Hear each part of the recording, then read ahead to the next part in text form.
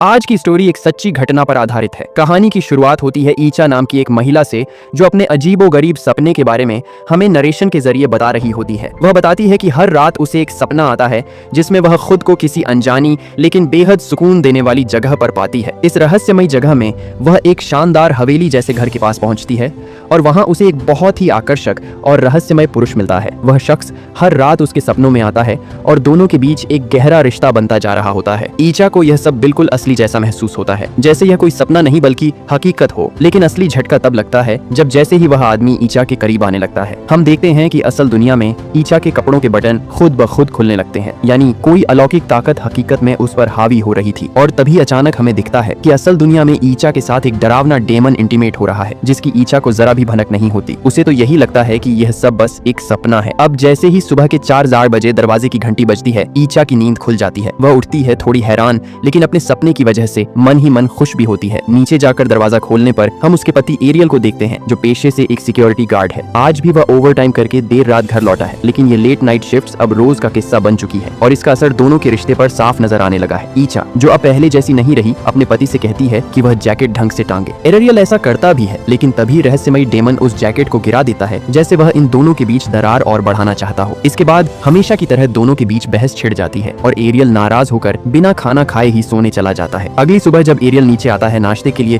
तो ईचा फोन चलाते हुए चुपचाप वहां से उठकर चली जाती है। दोनों अब बात तक नहीं करते। अब हम देखते हैं कि ईचा अपने काम पर जाती है, लेकिन उसका मूड पूरी तरह खराब होता है। तभी वहां उसकी दोस्त लिंडा आती है, जो ईचा का चेहरा देखकर सब समझ जाती है। फिर से रात को पति पत्नी के बीच बहस हुई है। उधर एरियल भी अकेला और खामोश है। दोनों ही अपने अपने दुख में घुले हुए हैं। काम के दौरान जब ईचा और लिंडा लंच पर बैठते हैं, तो उनकी बातचीत से हमें पता चलता है कि ईचा की शादी को 3 साल हो चुके हैं। शादी से पहले ईचा और एरियल की जिंदगी में हर चीज खुशनुमा थी। एरियल हर छोटी बात में ईचा को स्पेशल फील कराता था, कभी गिफ्ट्स तो कभी सरप्राइज प्लान करके। लेकिन अब ईचा को लगता है जैसे वह सारी मिठास कहीं खो गई है। ना कोई रोमांटिक बातें, ना कोई खास तोहफे, बस एक रूटीन बनकर रह गया है रिश्ता। लिंडा, जो ईचा की दोस्त, उसे समझाती है कि शादी के बाद जिंदगी में बहुत कुछ बदल जाता है, नई जिम्मेदारियां आती हैं और रिश्तों को संभालने का तरीका भी बदलना पड़ता है। वह ईचा को यह भी बताती है कि खुद उसने भी अब वह पहले जैसी कोशिशें छोड़ दी है, न अब वह सजती है, नहीं, एरियल से वैसे बातें करती है जैसे पहले करती थी, यानी बदलाव दोनों तरफ से हुआ है। लिंडा की बातें ईचा के दिल को छू जाती हैं। अब ईचा महसूस करती है कि उनकी शादी में प्यार और नजदीकियां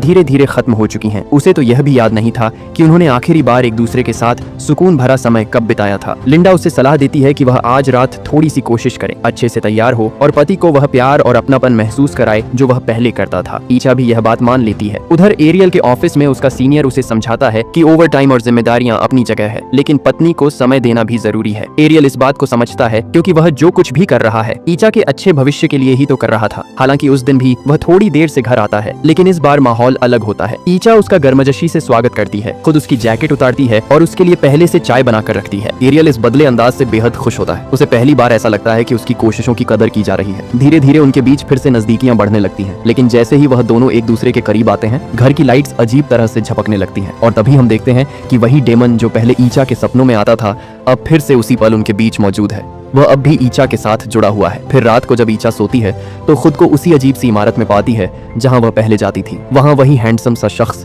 यानी वो डेमन, उसके पास आता है और उसकी बॉडी पर एक फूल रखकर कहता है, अब तुम इस जगह से कभी नहीं जा सकती। डर के मारे ईचा इमारत के दरवाजे से बाहर निकलने की कोशिश करती है, लेकिन इस बार वह दरवाजा नहीं खुलता। तभी वह डेमन उसके पास बढ़ता है और अचानक ईचा की नींद खुल जाती है। मगर सबसे चौंकाने वाली बात यह थी, वही फूल जो डेमन ने सपने में उसे दिया था, असलियत में ईचा के बेड के पास रखा हुआ था। यह देखकर ईचा पूरी तरह डर से सहम जाती है। अगले दिन जब ईचा नीचे आती है, तो एरियल ने उसके लिए खुद खाना बनाया होता है। ईचा को यह सब बहुत अच्छा लगता है। दोनों साथ बैठते हैं, मुस्कुराते हैं और अपने पुराने सुनहरे दिनों को याद करते हुए खुलकर बातें करते हैं। उस पल एरियल ईचा से माफी मांगता है और वादा करता है कि वह अब हर चीज को सुधारने की कोशिश करेगा और फिर से एक नई शुरुआत करेंगे, जैसे सब कुछ फिर से जीरो से शुरू हो रहा हो। ईचा भी उसकी बातों को दिल से स्वीकार करती है। आज ईचा को घर लौटने में थोड़ा समय लगने वाला था, क्योंकि दफ्तर खत्म करने के बाद उसे अपनी छोटी बहन ईमा से मिलने जाना था। उधर एरियल आज खुद उसे ऑफिस छोड़ने के लिए स्कूटी पर आया, जिसे देखकर लिंडा के चेहरे पर खुशी साफ झलक रही थी। ऑफिस में आज ईचा भी पहले से बेहतर मूड में थी और काम पर ध्यान दे रही थी। मगर तभी उसे एक बॉक्स के अंदर कुछ ऐसा नजर आया जिसने उसका दिल दहला दिया। वही फूल, बिल्कुल वैसा ही जैसा उसने अपने सपने में देखा था। ईचा उसे हाथ में लेने ही वाली थी कि अचानक कोई और आकर वह फूल उठा लेता है और फिर सामने आता है वही शख्स, ईचा के सपनों वाला हैंडसम इंसान। वो धीरे धीरे उसकी ओर बढ़ रहा था, लेकिन जैसे ही ईचा उसकी परछाई पास के शीशे में देखती है, उसके पैरों तले जमीन खिसक जाती है। उसमें एक इंसान नहीं बल्कि एक राक्षस की भयानक छवि दिख रही थी। घबराकर ईचा को उल्टी जैसा महसूस होता है और वह तेजी से बाथरूम की ओर भागती है। जैसे ही ईचा बाथरूम पहुंचती है और उल्टी करती है, हमें पीछे खड़ा वही डार्क फिगर यानी डेमन नजर आता है। तभी लिंडा भी वहां पहुंचती है और ईचा से उसकी हालत के बारे में पूछती है, लेकिन ईचा कुछ कहे बिना चुपचाप वहां से निकल जाती है। ईचा के जाने के बाद लिंडा जब वॉश बेसिन की ओर देखती है तो उसके होश उड़ जाते हैं। वहां खून की उल्टी के साथ कीड़े भी मौजूद थे। उसी रात ईचा अपनी बहन एमा से एक सड़क किनारे के कैफे में मिलती है। बातचीत के दौरान एमा बताती है कि उसने अपने बॉयफ्रेंड डस्टा से ब्रेकअप कर लिया है क्योंकि वह इतना बिजी हो गया था कि उसे एमा के लिए वक्त ही नहीं मिलता था। इसी वजह से दोनों के बीच अक्सर झगड़े होते रहते थे। इस पर ईचा वही सलाह एमा को देती है जो कभी लिंडा ने उसे दी थी कि हर रिश्ते में उतार चढ़ाव आते हैं और ऐसे हालात में थोड़ा सब्र और समझदारी से काम लेना चाहिए। वह कहती है कि डस्टा ने 2 साल तक एमा का साथ निभाया है और उसे एक और मौका मिलना चाहिए। असल में दोनों बहनें अपने अपने रिश्तों में अकेलापन और भावनात्मक दूरी महसूस कर रही थीं, पर फर्क बस इतना था कि वे अपनी ही कमियों को देखना नहीं चाहती थीं। अब जब एमा अपनी बहन से दिल खोलकर बातें कर रही थी तो उसने बताया कि वह हाल ही में अपने माता पिता से मिलने गई थी। बातचीत के दौरान उनके माता पिता ने उसे यह कहा कि वे अब अपने नाती या पोती को गोद में खिलाना चाहते हैं। यह बात असल में ईचा के लिए थी। जैसे ही एमा ने यह कहा, ईचा का चेहरा हल्का उदास हो गया क्योंकि वह खुद भी मां बनने की कोशिश कर रही थी, लेकिन बार बार परेशानी आ रही थी। दवाइयों का सहारा लेना पड़ रहा था और इन सब कारणों से उसका और एरियल का रिश्ता भी तनाव में था। इन दवाओं को मंगवाने के लिए ईचा एरियल को मैसेज करती है। उधर एरियल अपने ऑफिस में होता है। तभी उसे एक झलक मिलती है ईचा की, लेकिन यह कैसे मुमकिन था? वह तो अभी अपनी बहन के साथ थी। एरियल चौंक जाता है और उसे लगता है कि शायद उसकी आंखों का धोखा है या फिर कुछ और। जैसे ही एरियल उस आकृति के पीछे जाता है वह गायब हो जाती है, लेकिन तभी बिल्डिंग के अंदर उसे किसी के चीखने की आवाज सुनाई देती है। वह आवाज ईचा की लग रही थी। आवाज का पीछा करते हुए एरियल बिल्डिंग के एक खाली कोने तक पहुंचता है जहां उसे ईचा एकदम अजीब हालत में खड़ी दिखती है। ऐसा प्रतीत होता है जैसे वह लेबर पेन में हो और अचानक उसके सामने एक अजीब दृश्य घटता है। ईचा की कोख से एक बच्चा जन्म लेता है, लेकिन वह कोई सामान्य बच्चा नहीं बल्कि एक राक्षसी रूप वाला शिशु होता है। एरियल का चेहरा डर से सफेद पड़ जाता है और वह वहीं जड़ हो जाता है, लेकिन ईचा बस एक अजीब मुस्कान के साथ उसे घूर रही थी। तभी बच्चा घिसटते हुए एरियल की ओर बढ़ने लगता है और इतने में ही एरियल का सीनियर वहां आ जाता है। उसके आते ही सब कुछ अचानक सामान्य हो जाता है, जैसे कुछ हुआ ही ना हो। इस अनुभव से सहमा हुआ एरियल घर लौटता है और उस रात वह ईचा से ठीक से बात भी नहीं करता, बस दवाइयां थमाकर इतना कहता है कि अगले दिन एक स्पेशल बॉडी मसाज एक्सपर्ट मोबोसारी को उसने बुलाया है। यह कहकर वह चुपचाप सोने चला जाता है। अगली सुबह मोबोसारी जब ईचा की मसाज कर रही होती है तो वह उसे आराम और कम तनाव लेने की सलाह देती है, लेकिन पेट की मसाज करते समय वह चौंकाने वाला खुलासा करती है, तुम 3 महीने की गर्भवती हो। यह सुनकर ईचा की आंखें खुशी से चमक उठती हैं, लेकिन दूसरी ओर एरियल का चेहरा सन रह जाता है। वजह यह थी कि ईचा के साथ वह सिर्फ 2 दिन पहले ही शारीरिक संबंध में आया था और उससे पहले करीब 6 महीने से दोनों के बीच कुछ नहीं हुआ था। तो सवाल यह था कि अगर ईचा 3 महीने की प्रेग्नेंट है तो उसका पिता कौन? हालांकि एरियल यह बात जाहिर नहीं करता, वह बस ईचा को ऑफिस छोड़ने के बाद घर लौट आता है। ईचा जब दफ्तर में सबको अपनी प्रेगनेंसी के बारे में बताती है तो वहाँ खुशी की लहर दौड़ जाती है। सभी बधाइयां देते हैं क्योंकि सब जानते थे कि वह कब से इसका इंतजार कर रही थी। लेकिन लिंडा थोड़ी सोच में पड़ जाती है। उसे ईचा की वोमिटिंग और उस खून व कीड़ों की याद आ जाती है। ये सब कुछ उसे अंदर से बेचैन करने लगा था। जब वह ईचा से बात करने की कोशिश करती है तो ईचा को यह महसूस होता है कि शायद लिंडा उसके प्रेग्नेंट होने से खुश नहीं है। वह गलतफहमी में पड़कर लिंडा से दूरी बना लेती है और बातचीत अधूरी रह जाती है। लिंडा के मन में लगातार बेचैनी थी। उसे ईचा की उल्टियों में खून और कीड़ों का दिखना किसी भी हालत में सामान्य नहीं लग रहा था। उसे साफ लग रहा था कि कोई अजीब और अनदेखी शक्ति इस पूरे मामले में शामिल है। उधर रात के समय एरियल अपने सीनियर से बैठकर दिल की बात करता है। वह ईचा को लेकर अपने शक और डर खुलकर उसके सामने रखता है। उसे लगने लगा था कि शायद ईचा ने उसके साथ विश्वासघात किया है। सीनियर उसे सलाह देता है कि वह अगले दिन ईचा के साथ पूरा समय बिताए और चीजों को ठीक से समझने की कोशिश करें। इसके लिए वह खुद एरियल का काम संभालने को तैयार था। एरियल इस बात पर सहमत तो हो जाता है, लेकिन जब वह पार्किंग में अपनी कार की ओर बढ़ रहा होता है तो उसे एक कार से किसी बच्चे के रोने की आवाज सुनाई देती है। जिज्ञासावश जब वह कार के अंदर झांकता है तो उसे वहां एक डरावना असामान्य बच्चा दिखाई देता है। एक डेमोनिक शिशु एरियल बिना कुछ सोचे वहां से भाग निकलता है और तभी कैमरा दिखाता है कि वही डेमोन जिसने ईचा को अपने चंगुल में ले रखा है उस शिशु को अपनी गोद में लेकर मुस्कुरा रहा होता है। इस दृश्य से यह साफ हो जाता है कि ईचा के गर्भ में पल रही संतान कोई सामान्य बच्चा नहीं है। डरा हुआ एरियल घर पहुंचता है और अपने शक के चलते ईचा का फोन चेक करता है। वहां उसे एक नाम दिखता है, डेनी, ईचा का पुराना क्लासमेट जिससे उसकी हाल ही में बातचीत हुई थी। और जब एरियल को पता चलता है कि डेनी भी अपनी पत्नी के साथ परेशान चल रहा है तो उसका शक और गहरा हो जाता है। उसे लगने लगता है कि ईचा का बच्चा शायद डेनी का हो सकता है। जब वह ईचा से इस बारे में सवाल करता है तो ईचा गुस्से से भर जाती है। वह एरियल को कहती है कि अगले दिन वे डॉक्टर के पास जाकर डीएनए टेस्ट करवा लेंगे ताकि सच सामने आ सके। लेकिन अंदर ही अंदर ईचा भी परेशान थी क्योंकि उसे खुद यह समझ नहीं आ रहा था कि वह 3 महीने की प्रेग्नेंट कैसे हो सकती है, जबकि पिछले पिछले 6 महीनों में उनके बीच कोई संबंध नहीं बना था सिवाय पिछले 2 दिनों के। अगले दिन डॉक्टर के पास पहुंचने के बाद जब अल्ट्रासाउंड और चेकअप होता है तो रिपोर्ट चौंकाने वाली होती है। ईचा के पेट में कोई बच्चा नहीं था। डॉक्टर बताते हैं कि यह एक मानसिक स्थिति है जिसे सडो प्रेगनेंसी या फॉल्स प्रेगनेंसी कहते हैं। इस स्थिति में महिला का शरीर गर्भवती जैसा व्यवहार करता है, पीरियड रुक जाते हैं, पेट फूलने लगता है, लेकिन असल में गर्भ में कुछ भी नहीं होता। यह अवस्था ज्यादातर तब होती है जब किसी महिला की मां बनने की चाह बहुत ज्यादा गहरी हो। ईचा इस सच को सुनकर टूट जाती है और एरियल भी पूरी तरह हक्का बक्का रह जाता है। इस उलझन में वह लिंडा से बात करती है और लिंडा उसे एक पुराने जानकार उस्ताद जनी के पास ले जाने का फैसला करती है। लिंडा को पूरा यकीन हो चुका था कि यह मामला सिर्फ मानसिक नहीं है बल्कि इसमें कुछ अलौकिक दखल है। जब वे उस्ताद जनी के पास पहुंचते हैं तो जैसे ही वह ईचा को देखते हैं उन्हें उसके पीछे एक जिन भी खड़ा दिखाई देता है, वही डेमन जो पहले भी दिख चुका था, लेकिन इस बार इंसानी रूप में। उस्ताद तुरंत समझ जाते हैं कि मामला गहराई से जुड़ा हुआ है, लेकिन वह ईचा को सामान्य व्यवहार दिखाते हुए अंदर बुलाते हैं और उसकी बात ध्यान से सुनते हैं। बातचीत के दौरान जानी धीरे धीरे ईचा को यह समझाने की कोशिश करते हैं कि वह असल में गर्भवती नहीं है, लेकिन कई बार ऐसी शक्तियां होती हैं, खासकर जीन या डार्क एंटिटीज, जो इंसानों के रिश्तों में दरार डालने के लिए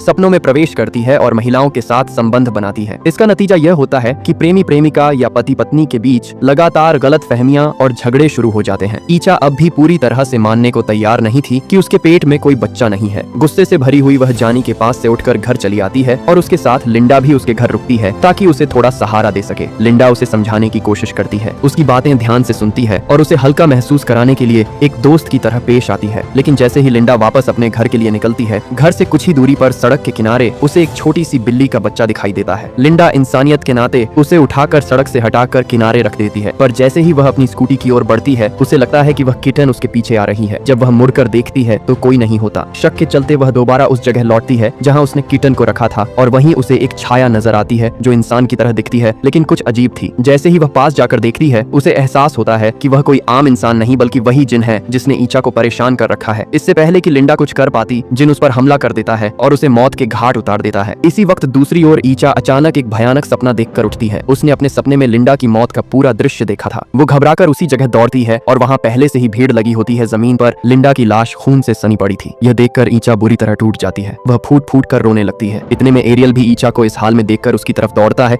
और उसे संभालने की कोशिश करता है, लेकिन जैसे ही उसकी नजर ईचा के पेट पर जाती है वह चौंक जाता है। अब पेट इतना उभरा हुआ था मानो वह 7 से 8 महीने की गर्भवती हो, जबकि हकीकत में ऐसी कोई मेडिकल कंफर्मेशन नहीं थी। अब ईचा को जानी की बातें धीरे धीरे समझ आने लगती हैं। वह एरियल को सब कुछ बता देती है, अपने सपनों के बारे में, उस पर जिन के असर के बारे में और क्यों उसने अब तक उसे यह बातें नहीं बताई। एरियल भी इस बार उसकी भावनाओं को समझता है और उसका साथ देने का फैसला करता है। ईचा खुद को लिंडा की मौत का जिम्मेदार मान रही थी। उसे लगने लगा था कि लिंडा इसीलिए मारी गई क्योंकि वह उसे बचाने के लिए जानी के पास लेकर गई थी। अब वह किसी भी कीमत पर इस बुरी ताकत से छुटकारा पाना चाहती थी। वह एरियल और अपनी छोटी बहन ईमा के साथ दोबारा उस्ताद जानी के पास जाती है। जानी इस बार एक गहरा स्पिरिचुअल सेशन शुरू करते हैं। वह एक छोटा सा एक्सोर्सिज्म शुरू करते हैं ताकि ईचा के अंदर मौजूद उस बुरी आत्मा को बाहर निकाला जा सके। चेटिंग के बीच ईचा का शरीर कांपने लगता है, उसका चेहरा बदलने लगता है और फिर अंदर से वही जिन बोलने लगता है जो खुद को ईचा का पति मानता है और कहता है कि किसी को भी उसे छूने का हक नहीं। लेकिन जानी बिना डरे मंत्र जारी रखते हैं। इस चैंटिंग के दौरान ईचा के पेट में भी तेज दर्द उठने लगता है, मानो अंदर पल रहा वो डेमनिक बच्चा भी इस प्रक्रिया से परेशान हो रहा हो। आखिरकार जैसे ही चटिंग पूरी होती है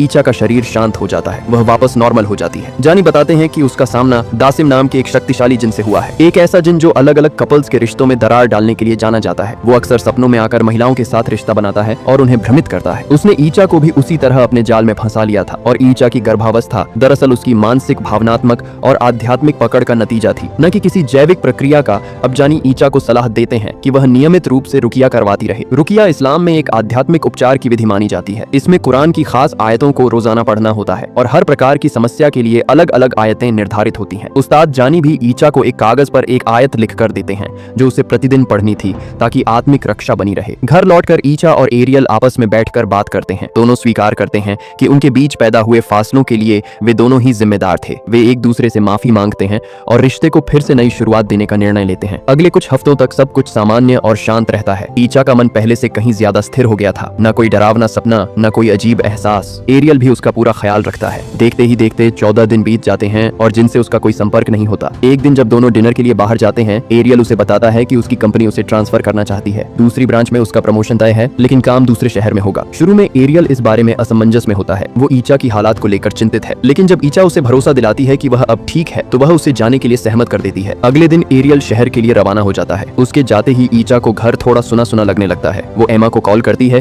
कि वह कुछ समय के लिए उसके पास आ जाए, लेकिन एमा अपनी शिफ्ट की वजह से नहीं आ पाती। ईचा अकेलेपन को दूर करने के लिए उस्ताद जानी द्वारा दी गई आयत पढ़ती है, फिर टीवी ऑन करके सोफे पर ही लेट जाती है। वहीं उसे थोड़ा भारीपन महसूस होता है, जैसे कोई निगाहें उसे महसूस कर रही हो। सुबह होते ही वह अपने ऑफिस जाती है, लेकिन वहाँ का माहौल अजीब होता है। सभी लोग उसे घूरते हुए अजीब बातें कर रहे थे, जैसे वे सभी किसी के नियंत्रण में हो। सब एक ही बात दोहरा रहे थे, तुम मेरी हो। ईचा बुरी तरह घबरा जाती है और तुरंत काम छोड़कर घर लौट आती है। रात को एमा उसके पास आ जाती है। ईचा बेहद डरी हुई थी। उसे लगता है कि वह फिर से उसी फंसी हुई स्थिति में है। वह खुद को दोष दे रही थी कि शायद उसके किसी फैसले ने सब कुछ फिर से बिगाड़ दिया। एमा उसे ढांढस बंधाती है और कहती है कि जैसे ही एरियल वापस आएगा वे उस्ताद जानी के पास दोबारा जाएंगे। तभी एरियल का कॉल आता है। वह रास्ते में था और कुछ ही घंटों में घर पहुंचने वाला था। फोन पर वह एमा को खास ताकीद करता है कि किसी भी हाल में ईचा को रात में सोने मत देना। पिछली बार जब ऐसा हुआ था लिंडा की जान चली गई थी। अब अगर ईचा सो गई तो एमा खुद खतरे में पड़ सकती थी। एमा यह बात समझ जाती है और रात भर ईचा से बात करती रहती है। बातों बातों में वह भी साझा करती है कि उसने डेस्टा को एक और मौका दिया है, क्योंकि उसे भी एहसास हुआ है कि शायद डेस्टा जैसा जीवन साथी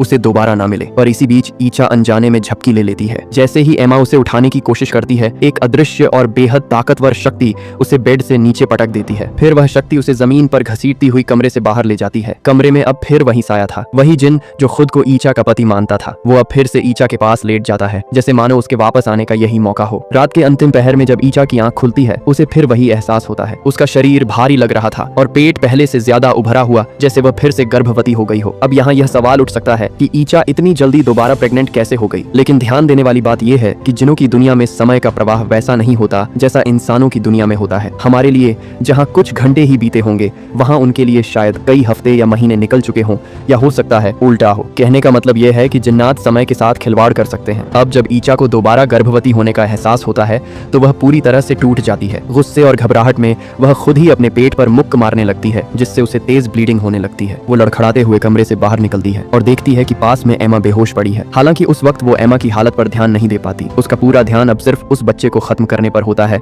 जो उसकी कोख में पल रहा था। वह किचन में जाकर एक हैंगर उठाती है और उसे मोड़कर एक नुकीले औजार जैसा बना लेती है। वह अपनी ही देह पर हमला करने लगती है, उस बच्चे को खत्म करने के लिए जो दासिम की निशानी था। लेकिन उसकी हर कोशिश नाकाम साबित होती है। उसी समय एरियल घर लौटता है और ईचा की ऐसी हालत देखकर हैरान रह जाता है। वो तुरंत एमा को उठाने की कोशिश करता है और तीनों मिलकर सीधे उस्ताद जानी के पास पहुंचते हैं। उस्ताद जानी तुरंत ईचा को एक बेड पर लिटाकर उसके हाथ पैर बांध देते हैं ताकि वह खुद को नुकसान न पहुंचा सके। फिर वे अपने बाकी साथियों के साथ मिलकर एक गहरी रूहानी प्रक्रिया की शुरुआत करते हैं, जिसका मकसद था ईचा के अंदर से दासिम को निकालना। इस दौरान ईचा पूरी तरह पजेज थी। उसकी आत्मा अब उस सपने जैसी दुनिया में कैद थी जहाँ वह अक्सर खुद को देखती थी। वहाँ वह बार बार दासिम से बचने की कोशिश करती है, लेकिन दासिम उसका पीछा करते हुए उसके हाथ पर हमला करता है। उसकी आत्मा की यह लड़ाई असल दुनिया में भी असर दिखा रही थी। ईचा की बॉडी पर असली जख्म बनते जा रहे थे। ईचा अब एक बुरी तरह पजेस महिला की तरह चिल्ला रही थी। उसका चेहरा विकृत हो गया था, आवाज बदल चुकी थी। पर उस्ताद जानी और उनके साथी डटे हुए थे, प्रेयर को जारी रखे हुए थे। तभी अचानक वह बेड जिस पर ईचा थी हवा में उठने लगता है। दासिम की चीखें अब स्पष्ट सुनाई देने लगी। वह सबको डराने के लिए खुद प्रकट होने लगता है, लेकिन जानी और उनकी टीम विचलित नहीं होती। इस बीच एरियल आगे आता है, ईचा के पास बैठता है और उसके कानों में धीरे से कहता है, ईचा मुझे तुम्हारी जरूरत है, प्लीज वापस आ जाओ, हम फिर से साथ में जिंदगी शुरू करेंगे, तुम बस हिम्मत मत हारो। ईचा इन आवाजों को सुन रही होती है। उसकी आंखों से आंसू बहने लगते हैं। वह खुद को झकझोरती है और अपनी शादी के पल याद करती है, वह सारे पल जो उसने एरियल के साथ बिताए थे। फिर वह धीरे धीरे वही कुरान की आयत दोहराने लगती है जो उस्ताद जानी ने उसे दी थी। उसका यह पढ़ना दासिम को अंदर तक झोड़ देता है। वह बिल्डिंग जो उसकी कल्पनाओं की कैद थी अब टूटने लगती है। गेट ध्वस्त होते हैं और जैसे ही दरवाजा खुलता है ईचा भागकर उस कैद से बाहर निकल आती है और उसकी आत्मा वापस अपने शरीर में लौट जाती है। वास्तविक दुनिया में वह अचानक शांत हो जाती है, उसकी आंख खुलती है